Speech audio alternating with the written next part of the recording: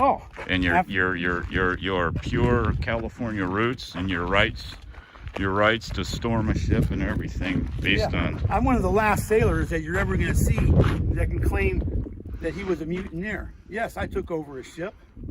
It had a Panamanian flag on it. I told the captain that I'm now the captain of the ship, but he's still going to be in charge. We're still going to Taiwan. Of course, he had me arrested when I got there, but it was Taiwan. Yeah, you are a member of the handcuff club, huh? Yeah, not the only time. Well, back in the old days. I'm not even a B card, and I'm a member of the handcuff club. Afternoon, God bless. Well, at one time between the wars, if you weren't a member of the handcuff club, you didn't have the rite of passage in the Union. I did have some of the best sea stories. I mean, I took the fire axe off the wall, secured the ship, took the captain's gun, took the megaphone so I could yell at everybody as I walked through the passageway. A friend of mine, Jose, he came with me. He was a little bit uneasy about it, but he never mutinied a ship before. As a matter of fact, I think it was his first ship. It was his training. Yeah, it was his training ship. Ship for mutiny. And when I told the captain, I said, look, I can kill anybody on the ship I want to. This is a Panamanian flag ship in a Canadian country that owns this business. Who is going to prosecute me? You think the Chinese are going to feed me and wait for the Panamanians to come over here and get me? No, they're going to cut me loose. And they did. I remember the Chinaman comes in and he says, "The little bin here better flow." And this guy, Frank Camelli, says, "Yeah, how much?" He's $100 a piece. So Frank peeled off $100, gave it to the Chinese Fed. Jose paid him $100. I decided to use a lesson I learned as a kid. I decided I don't speak English. After all, it was a Panamanian ship, so I went, made a face like that. And then Jose, he was very fast. He jumped up and he says, "Do not yell at Paul. He is a Panamanian citizen. He does not speak English." And so I thought, oh, okay, this guy's proactive player here. Yeah, he picked up quick, didn't he? Yeah, well, I kind of thought he would be a regular guy. So the Chinaman's looking at me, he starts to yell at me, and then I told him, okay? And then he got mad, and he goes, "Get out of my jail! Get out of my jail! Get out of my jail right now!" I started to get up and leave, and then I realized, I don't speak English. I don't know he's telling me to leave. Oh. So I sat back down. Then Jose told me that they're cutting us loose. They wrote me up in the West Coast Sailors. They tried to kick me out of the Sailors Union. And all for holding up workers' rights, maritime law. Well, the captain of the ship on the black market. Yeah. I had the connection in Kaohsiung. I had been there before when I was in the military. So I knew what they wanted. I had all the brass, I had the wire cable, all the things that the Chinamen would want. And everybody else had the designing eyes on that. Now I had to bring the ship under control because of the drug addicts that were on there terrorizing the ship. And I realized I had to put the ship under martial law. I just said, "You're under martial law? I'm the sheriff." And that was my excuse for carrying the captain's gun. Lucky he only had one gun. And after I told everybody I can kill anybody I wanted to, they looked at me and they kind of believed me. And it is true. Apparently they believed me too, I guess, even though I didn't even say it. But yeah, they put me in the handcuff club. When I got out of the jail, I stopped at a store and said, "Ron's Drugstore. We do speak English." So this junkie named Camelli, he goes in there, "Yeah, I want some dioxin. I want a rig." The Chinaman's looking at him, huh? I said, "Frank, he doesn't speak ghetto. You have to say syringe. You have to say amphetamines." So the Chinaman didn't understand that either. So I went to the Chinaman trying to speak in an international language. He means, go fast, go fast. So the Chinaman, so he looks in the book. It's kind of like a concordance of the Bible, where you have all these little tiny letters in it, and he finds it, I read it. It was written in German. We was in Kaohsiung, and they had a lot of European drugs there. And in German, it said that these were hormones for men that were having a difficult time in the sack. So I said, "No, we don't want this." Frank says, "What for?" I said, "This is a hormone to make you more sexually active. He goes, yeah, I'll take that too. Yeah, he disappeared. Yeah. Hey, a lot of censorship for sure. I'm the son of a sailing man. Yeah. Even my grandfather from Puerto Rico, he went up to Alaska on a windjammer. He worked on whaling ships. Wow. It was just what people did that didn't have a connection in town. Well, if it makes you feel any better, on my mother's side, my great-grandfather was a sea captain who came ashore at Duluth with his son, my grandfather, and then settled in Sitka. So, see, yeah, it's, yeah, you are blessed. Okay, so, all right, so, okay, and so your dad, after the war, met your mom, and they settled in San Francisco, right? Well, he met her just somewhere before the Korean War. Okay. It was in between wars. All right. And I don't know, he was kind of a rough character, and he decided he wanted to be part of this war too, but this time he was going to join the army. He did. He was in a MASH unit. No, he didn't work with Hawkeye and all those liberal creeps, but he did work out in the field. He was one of the guys who would pick up the parts of the bodies and put them in bags. He'd be the guy when you got your leg blown off, he would take the artery, tie an overhand knot in it. He's one of those guys, run across people, shooting new machine guns. So you're saying he had some battlefield trauma. Is that what you're saying? Yeah. Okay. Well, I'm the current state chaplain for the American GI Forum. I deal with post-traumatic stress disorder now, which used to be called, I guess, battle fatigue. And knowing him, I would say yes, he had that syndrome. And he never joined any military groups. We never any veterans groups. He had a thing that he didn't even want to touch a gun again because he had seen what they do. And you know, as a medic, right? You're not there popping people. You're over there putting people back together that have been popped. Yeah.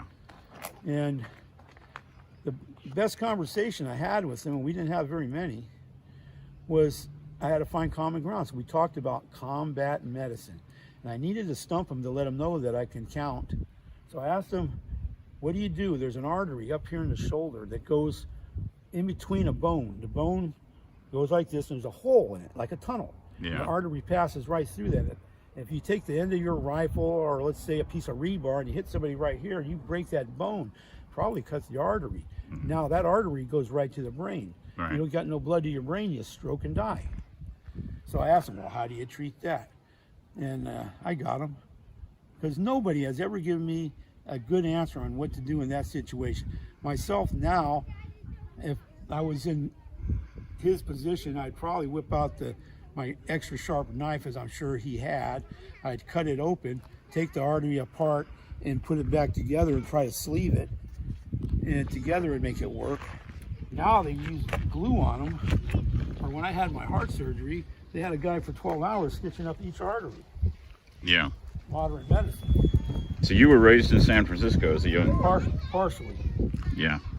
Moved into the war housing, where people bought their houses with GI loans in San Francisco. It's called Tropicana. Tropicana. That was built on top of a big adobe flat. The ground got so hard in the summer, if you took a pickaxe and swung on it, you'd be lucky to chip it. So what people did was they probably got maybe a foot of mulch, steer manure, peat moss. Right. And eventually blended it into the adobe. But if you took a water hose and stuck it in there, and you hit the adobe, all that stuff would come up and look like a balloon under there. But you were raised definitely in a San Francisco blue-collar neighborhood that was pro-union, pro-worker, everywhere, pro-American, yeah, pro-dignity, all that stuff. People wanted their kids to go to college. And you knew how the San Francisco waterfront ran, right? Yep. Saw it in person. And if anybody doesn't know what this is a turbine. You wouldn't recognize it by today's standards what a turbine looks like. This is a turbine that turns the cable to the cable ferry. That's quite a. That's right out of Jules Verne looking. Jules Verne for sure. Yeah. But like I said, a lot of people don't realize how much history is right around them. There's monuments to Indian wars up here, and they had hangings here, lynchings. The townspeople would get together, and somebody had raped somebody's daughter or smacked her butt or something, and the townspeople would get together and they'd get the guy and lynch him. If you read about it in the museum down there, it'll have the story of the lynching. Oh. But like in San Jose, the last known lynching that made the papers and nobody got in trouble over. Yes, I realize I'm not talking about. Well, I was about to say I heard that Bill Clinton witnessed this. Well, yeah, that's a joke, folks. But this was, San Jose, California. 2 men. They hung them in St. James Park. One of them, they stripped them naked because lynching somebody was about humiliation too. Right. It wasn't just killing them. Right. So you can go look in the museum, or you can go online and look up the last lynching in California, and it'll tell the whole stories. The judge was an eagle, and all the people that were doing the lynching were eagles. Yeah. If you fly over San Jose, coming into San Jose Airport from the south, you look down at your eastern hills, and there will be a silhouette design made by streetlights of an eagle. It's a retirement community. The Eagles still exist there. Yeah. Well, the Eagles are also a pro-labor brotherhood. Yeah. I used to see them at labor events from time to time. Yeah. But they were powerful. The word was you'll never prosecute an eagle in San Jose.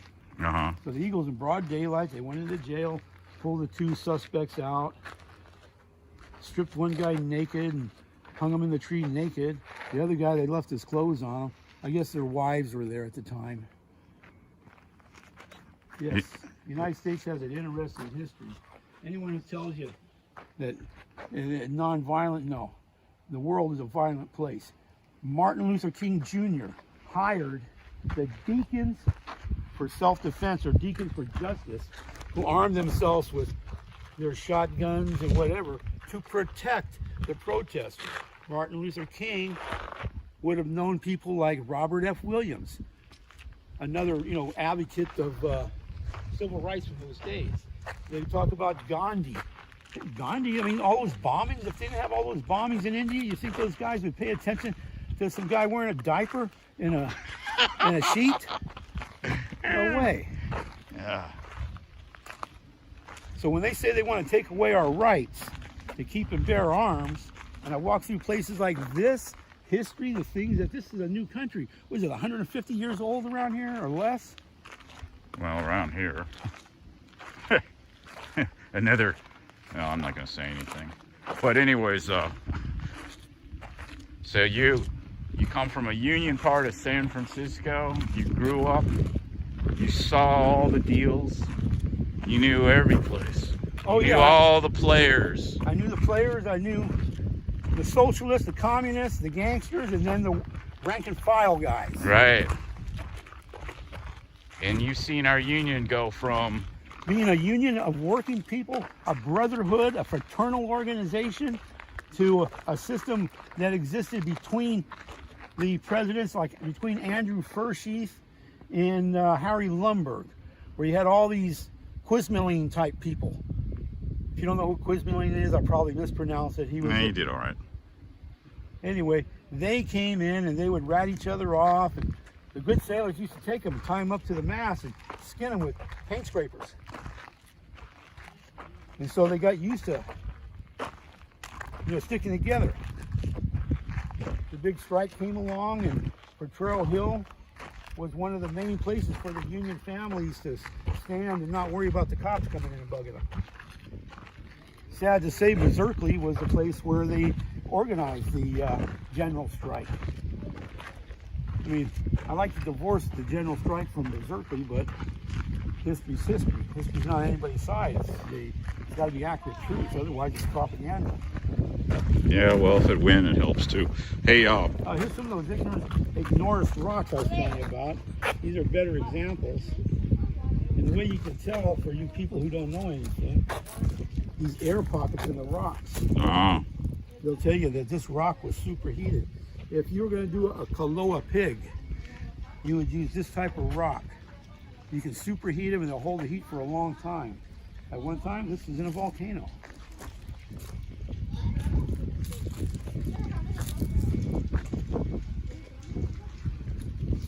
So I came into the union and I met guys like you. And I believed that it was my right to act like a guy like you in two separate unions. Sailors Union of the Pacific and the Marine Firemen's Union. Well, in the old days with the Marine Firemen's Union there, if Bobby Owada was there and Whitey Disley, you never would have had a problem. Those two guys were very hardcore union men. They had a heritage from Protrero Hill. They were friends with some liberal politicians, anyway, Whitey was anyway. But politics and organized labor being what it was, I learned that Jerry Brown was a better than average golfer, but he had no social skills. I've met other women politicians that would try to do that small talk thing, and they would come and say, the guy doesn't have any personality, he can't talk. I said, no, talk to him about golf. Tell him you're a golfer. And tell him the story where you're just a little bit below him, so that way he can straighten you out and the different golf courses around there. Now he's gone. We got that guy, Gavin Newsom. He makes, to show you how far things have gone, not just in the labor movement. Gavin Newsom sponsored a bill called SB 145, to where they decriminalize the punishments given to homosexual child molesters. I mean, I can't believe this stuff is happening in my lifetime. We go from the time when, after the Civil War and before the Civil War, when men got together and built things with their hands like this, to a time when people come in here that were maybe residents in our country one generation, or maybe not even that. Some of them are questionable cards, and they're the ones that are the Democrats go after. They go after the new guys, say, hey, we're going to give you this. I like to tell everybody, especially indigenous people, beware of Democrats bearing gifts. Sometimes I make it a little bit more understandable. I say, beware of pimps, pushers, child molesters, and Democrats giving gifts. Sorry, but that's the way I see things as a good, patriotic American.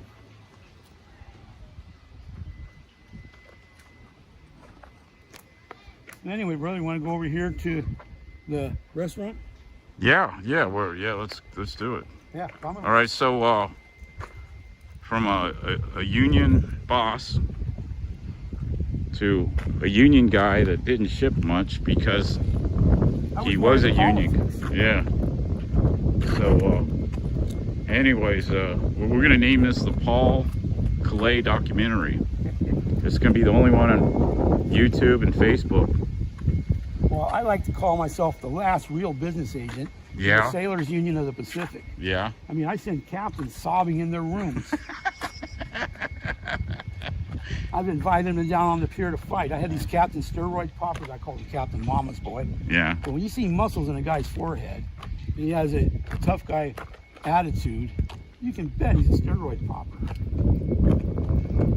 And then I knocked him into the elevator. Yeah, sailors would come to me and tell me the story. But like I say, one of the worst enemies of the sailors and the Sailors Union were their cells. The captain or the mate would say, I somehow agree to that, especially in the engine room. yeah, they say, look, you get a free soda now. We're going to let you drink beer. Yeah, you couldn't do that before, could you? Well, sailors, I can guarantee you, drank beer since it was invented and going to sea was invented. And if you're on a European ship, to control you, they had a liquor ration. Yeah. But yeah, when I look at the business agents of today, there's currently a beef going on where they're restricting sailors to the ship, not following protocol, not following the guidelines of the law, making laws up as they go along, not even at the company level. A captain of a ship may make up a law. I remember I had one captain, he wanted to restrict the sailors to the ship on Christmas. And actually the sailors called me up, so I didn't bother going down to the captain. He's just a hired flunky. You know, you get these cops that hide behind the uniform. You get captains that hide behind their license. They couldn't make it anywhere else. They couldn't be a man anywhere else. And to me, every time the ships would come in, the people that lived in the local area would go home. They would hire a standby crew to come on. So I informed Dale McGilvery, who was trying to stand up to me. She wasn't a very good poker player. And I tell her, I said, well, it's like this. I said, I'm not threatening you, I'm just letting you know that the forklift on the pier comes under the jurisdiction of Calais. Do you have a Calais approved forklift operator on that ship? If not, the tool man is going to have to know that, because the tool man is ultimately responsible for issuing these out. And I'll make sure he does for the protection of the company, so they don't get a problem with Calais. Or, you know, you can just agree with me that we're going to take sailors from the hall, and I'll guarantee you that you get one who has a Calais approved forklift driver's permit. She threatened me a few times, you know, trying to be a poker player, but she complied. The sailors got to go home on Christmas. They had a standby gang like they had done for years and years. Don't ask me what Captain Mama's boy's problem was, but he was one of those guys that he couldn't beat anybody in a fight. He probably used to get picked up and put in the dumpster when he was a kid. And he liked to pick on the sailors because he can hide behind his license. Sorry, by California and federal labor laws, I have the right to use anything they use against me. If they want to cuss me out, I can cuss them out. If they want to get physical, I can get physical. If you take them on the pier and fight, it's called dueling, and you're both guilty. So it's on who wins the fight. And I would be bound to determine not to lose. I'd have to tell myself, you're not fighting for yourself. You're fighting for all these sailors here. Gain a little respect. Captains will say, not Calais. He don't give up. You hit him in the head with a chain, he bleeds, but he gets back up. So, as a union expert, as a maritime expert, as a law expert of the sea, what happened to me on Matson's motor vessel, the Monterey, on May 6th, 2000 was a complete violation of my rights. Yes, it was. In many different ways. Okay, loggings on a ship have to be held 24 hours after the alleged incident. And one man's word on something is not evidence in a logging, especially another crew member. Because as we all know, crew members are jealous of each other, they're envious of each other, they'll stab each other in the back. Unionism, brotherhood of the sea, that's something of that bygone era that I guess I'm privileged because I got to be in it. But no, it never would have happened. The captain, I would have called up Matson, I'd call those poker players they call labor relations, and I'd let them know what the law says. And I would tell them that Mr. Mentz, being that he was taken off the ship on an alleged medical, a tirade, I'm sorry if I mispronounced a lot of words. Yeah, I allegedly had a tirade. Yeah, that says that he was mentally unstable. So he was let go on a medical. They changed that and logged him way after 24 hours from the incident. And it seems to me they had to construct the evidence. They probably brought the accusers in and had them rehearse their lines, something that as a union man I've seen done by not just the company and the captains and the meat swingers that follow them, but I've caught the California unemployment insurance in collusion with the unions and the companies to get rid of guys. So Matson Navigation owes me pay.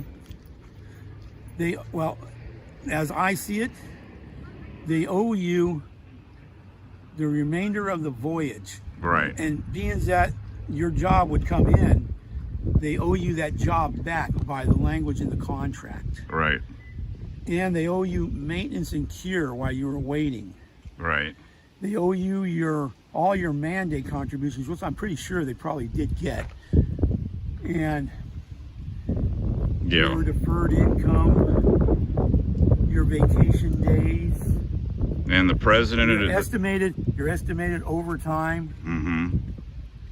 And you didn't get that, and I blame it on the type of people that become union officials these days. To me, they're just company clowns. So Anthony Popolowski, president of the Marine Firemen's Union, headquartered in San Francisco, should have did what for me besides bear false witness against me? Well, the first thing is he should have questioned everybody and realized who he was dealing with, not with you, but with the accusers. And he should have said, well, this is just sailors talk, dismiss it. Now, then he would talk to Matson Navigation and say, this was wrong here, I know this guy. He is a good, outstanding person. He can handle refrigeration, electrical, he's a computer expert. He has a long history of working in many other industries that require a college education. He's a man of morality that I know from firsthand experience. There was a street crime occurring one time in San Francisco by the Veterans Clinic. Not Fort Miley, but the clinic over on Recon Hill. And Robert Mintz, he says, hey, you see that? And I'm looking at it, I say, street crime. There's a thug robbing a kind of marginal bum. And Robert starts to run across the street. I was reluctant to do so, but rest assured, Robert wasn't going to be there by himself if he would have kept on. It's just part of who I am. You're not going to fight one of my friends without me stepping in. That's part of being the Brotherhood of the Sea, or part of just being someone from Tropicana, or someone from Protrero Hill. You don't let your friends fight alone. You help them. And then you stand up in court and you back them up there too. But the policeman got involved. He let the street crime go. The robber tossed the wallet over his side so the guy can get his identification back. But it told me about the character of Mr. Mintz. That takes a lot of character. He's told me other stories about a European tourist being approached by street criminals, and he would step in there and square the street criminal away to let our guest European tourists know, hey, in America, no, we don't allow this to happen. We don't stand still on buses while people get knives and just sit in our chairs like those people do in New York or San Francisco. We get up and we rescue the person. We fight the man who has the knife, probably get cut ourselves, but that's just the type of people we are. You might say I watched too many John Wayne movies or something, but that's the way people thought in the old days. You would agree that the president of the Marine Firemen's Union, Anthony Popolowski, made written statements against me. He went out, Anthony Popolowski made it known he did not want me to witness what he was saying. I have dealt with Anthony Popolowski. It had been alleged, I've never seen the paperwork, but I would say it's very substantial, that he came out of the SIU school. He was an SIU A&G man. And he went from there to being the Wilmington port agent, to being the vice president, and to being the president of the MFOW. And it got to be so bad, the new guy, I don't even think he had enough time to get a book. He definitely didn't know the law. He got a little bit upset when I told him. I said, well, we knew the union wasn't going to help everybody. I guess he didn't know. He thought they would. He was also the type of guy that when I talked about the American flag, well, as we know, when you go into a building like a courthouse, it has that gold trim around it, and that's not the American flag, it's the flag of commerce. I made a comment, and he looked at me and goes, well, it's not my flag. I felt like telling this little wimpy guy, well, what flag is your flag? Yeah, you're talking about the vice president of the union, the guy that maybe had a paper route in Honolulu before getting lucky and getting shoreside over at APL. Yeah. And then becoming, he witnessed my interview with Anthony Popolowski. Yes. Will he have the moral courage to tell the feds the truth that I did not become agitated or whatever, however it was described? In fact, he initiated what we would call the inappropriate laughing of I've seen the that testimony. It's not even real laughing. It's, look, I'm part of it laughing. Yeah. So we were laughing at all the accusations against me because they were truly profoundly absurd funny. And that's the reason that Popolowski didn't want me there, because I would have been there and I'd say, no, excuse me, and I would have pointed out the history of the MFOW. I would have challenged his authority in the MFOW, being that he's of the A&G. I questioned him on the A&G one time. He got real defensive and looked over his shoulder like as if Big Brother was spying on him. He says, well, they're a very good organization. I did challenge him in front of the Bottle Club, and then he went the other way, like most phony people do. Well, it was interesting is that he not only just blew me off, which was anticipated, but he committed to writing libel against me that another witness observed. He said that I became agitated or something like that. Yeah, like you were unstable. I was unstable. If it was that you were unstable and you went into a tyrant, a fit. And what was... If you were a murderer, you could have said I ate a host of... So rather than represented me, he represented a narrative. In order to keep the water smooth between the MFOW and Matson Navigation. So right. So he was really representing the interests of Matson Navigation. Yes. Or he would say the interests of the Marine Firemen's Union, and the truth be damned and the law be damned, or my rights be damned, right? Well, when you go to a function and you see the president of a union getting a hug around the shoulders by an SIU A and G guy, you know there's trouble. There's a picture I keep posting on Facebook to demonstrate this to new people at one of the conventions, Democratic conventions. I've been to a few of them. They didn't like me because I would speak the truth. I didn't back up Nancy Pelosi. I had good reasons for not doing that. But a good union man, Bobby Awada, he was there too, and Whitey Disley was there, another MFW guy. And he got mad because where we sat, they had a big SIU banner instead of Marine Firemen Sailors Union of the Pacific. So he made his own. So I was there with the old militant type people of the Marine Firemen, and we were letting them know, hey, we're not SIU. We're not a government-controlled union. And the issues came up. Leave It to Beaver was there. Of course, he had his Star Trek phone on. David Connolly. Yeah. I know. I just want other people to know. Yeah. Well, us sailors, we rename everybody. Yeah, I understand that, and the A-cards understand that, but it's a tradition of David Connolly's not exactly a hero of unionism or manhood or workers' rights. He's more like a convenient person. Yeah. Okay, like if there was guitar players, there was Elvis Presley, Eric Clapton, Carlos Santana, and then there was some guy that plays in the bar. He'd be the guy that plays in the bar. Right. Because not everybody can be the greatest. Yeah. But he wasn't accomplished sycophant. I usually say meat swinger, but I'm trying to sound nice for you guys. Yeah. And he did go a long ways. Gunnar had no kids. And remember when Bill Moku got up and he yells across the union meeting, "Who the is that?" And these are all your Vietnam sailors that were really upset about David.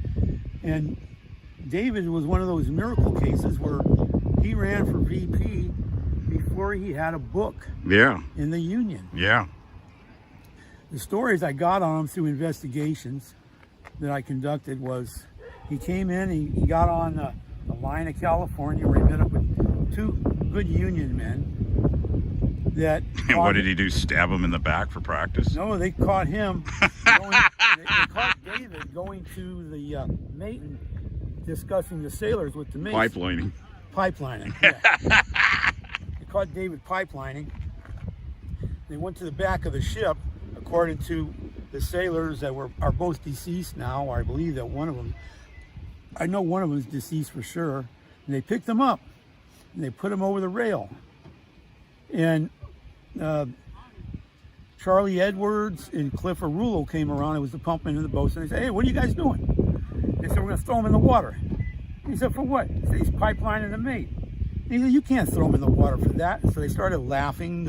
It was all fun. They put him back. And I'll tell you, to David's credit, because you got to give the devil his due, they were not brought up on charges for attempted murder, terrorist acts. None of the things that I've been accused of. Yeah.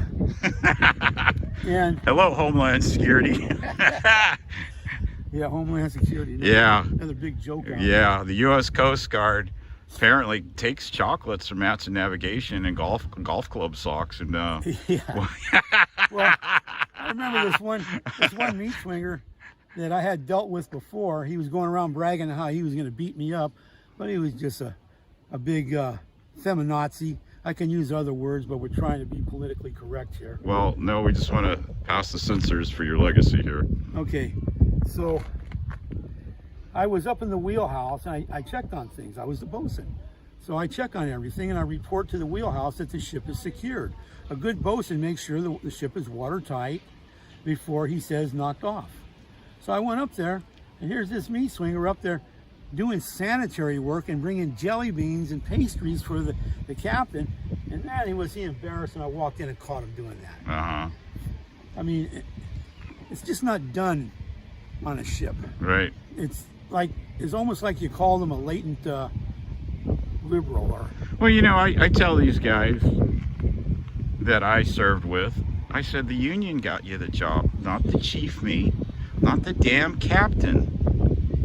The union got you the job. Yeah, and their overtime, I used to represent sailors, and they would say, we haven't gotten no maintenance overtime. I said, well, let me look at the overtime sheets. I said, how come you didn't put in for standing by for the barge? Oh, we don't do that. The mate said that he'll give us 2 hours, and he'll just wake us up. So you're on standby from 1700 on, and then they're going to pay you 2 hours. And the sailor said, that's the way we always do it. I said, not the way I do it.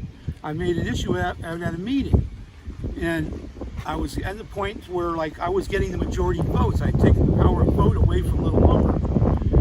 And so I got down to a ship, and the first thing I did was I talked to the bosun and the delegate about that issue. Standby from 1700 to maybe 0200 in the morning, I get paid 2 hours. Everybody else got paid standby except for the sailors. So I said, well, the way you write it down is you write out call out for bunker hose, because the bunker hose is ordered to come on arrival, not at 0200, 0300. It's ordered at arrival, and you're supposed to be there. They even tried to fire a guy because he took off, being they did not set the sailing board talking about the work to be done after 1700. The guy was one of my cousins, and he protested, and they reimbursed him his money because he was right. But these other guys, I mean, I had one guy, he invited me to fight on the back of the ship. I'm the type of guy that when I fight, I go to jail. I don't care if the guy run at me with a hatchet. I'm the one going to jail, not him. I know that.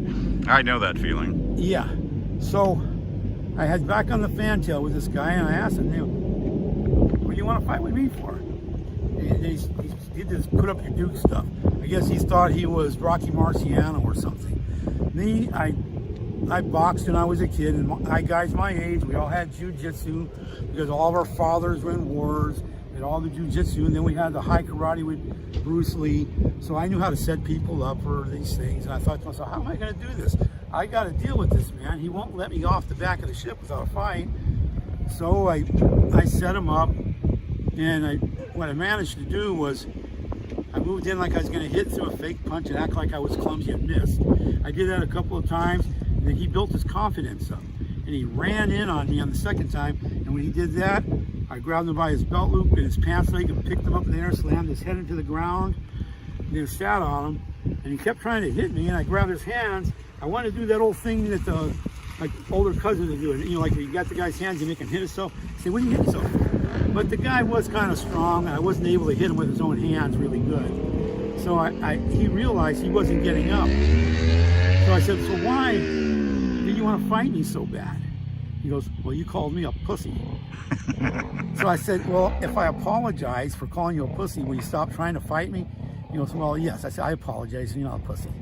Yeah, I mean, those are the kind of people you deal with these days. Anything else you want to discuss before we go eat? Well, the sun's on me. Okay. In the Robert Mentz case, I mean, I should be a millionaire, right? I can go on and on about that because the union didn't back him up. The rank and files on the ships, they didn't back him up. There was no brotherhood on the ship. There was a bunch of guys that members of my own union. As Robert Mentz would tell me, well, he bought the captain a pig for one of the luauls. Manny Lopaku was charged with making terroristic threats against a woman. 3 years later, buys the captain a pig, and then proceeds to tell him that Robert is having a tirade and threatening to kill everyone and all that stuff, right? Yeah, allegedly, because there's no real evidence of this, but the evidence of a few people that were reluctant to put it in writing. So reluctant they had to be pushed over a period of days to help them write up their charges. Right. And like I said, I've been going to sea since 1971. I've certainly seen a lot of different people come and go. And this never would have happened in my day. The business agents wouldn't let it happen, any of them. Yeah. But the ones you got nowadays, there's Medea, aka Leon. He's the type of guy that I don't know if he can walk up the gangway anymore.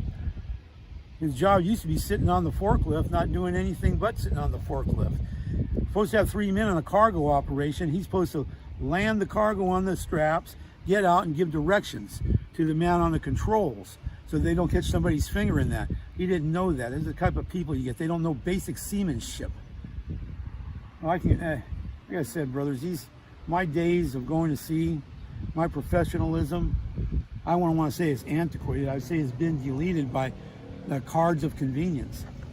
People that would sell their sisters to the captain to get an extra pork chop at dinner. Yeah. Even though they're entitled to that pork chop by contract and language. Yeah.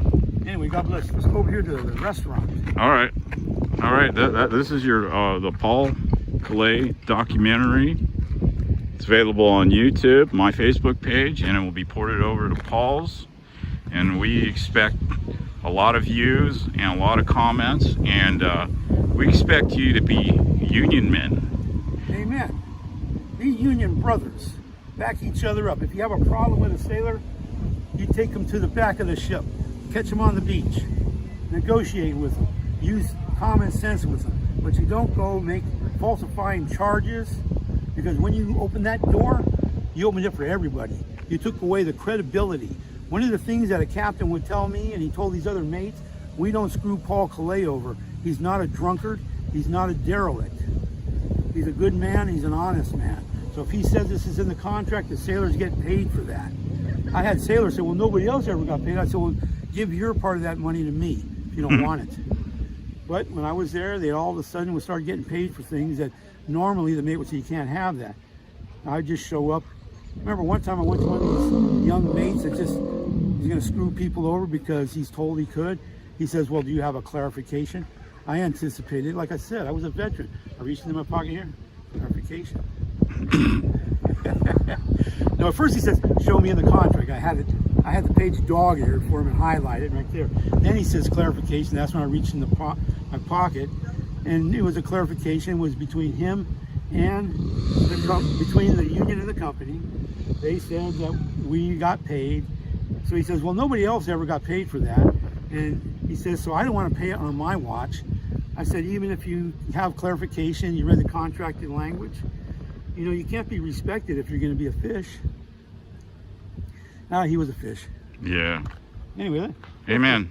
Amen.